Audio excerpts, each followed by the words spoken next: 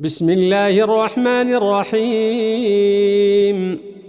تبارك الذي بيده الملك وهو على كل شيء قدير، الذي خلق الموت والحياة ليبلوكم أيكم أحسن عملا وهو العزيز الغفور، الذي خلق 7 سماوات طباقا ما ترى في خلق الرحمن من تفاوت، فارجع البصر هل ترى من فطور، ثم ارجع البصر كرتين ينقلب إليك البصر خاسئا وهو حسير.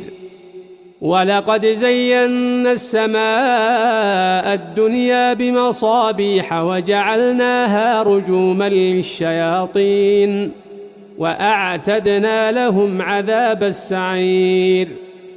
وللذين كفروا بربهم عذاب جهنم وبئس المصير. إذا ألقوا فيها سمعوا لها شهيقا وهي تفور، تكاد تميز من الغيظ، كلما ألقي فيها فوج سألهم خزنتها ألم يأتكم نذير؟ قالوا بلى قد جاءنا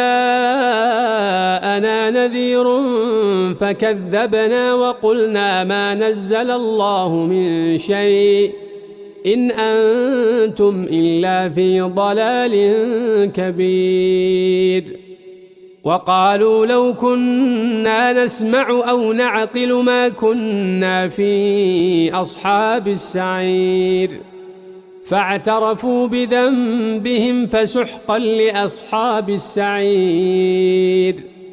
إن الذين يخشون ربهم بالغيب لهم مغفرة وأجر كبير. وأسروا قولكم أو اجهروا به إنه عليم بذات الصدور. ألا يعلم من خلق وهو اللطيف الخبير. هو الذي جعل لكم الأرض ذلولا فامشوا في مناكبها وكلوا من رزقه وإليه النشور. أأمنتم من في السماء أن يخسف بكم الأرض فإذا هي تمور، أم أمنتم من في السماء أن يرسل عليكم حاصبا فستعلمون كيف نذير. ولقد كذب الذين من قبلهم فكيف كان نكير.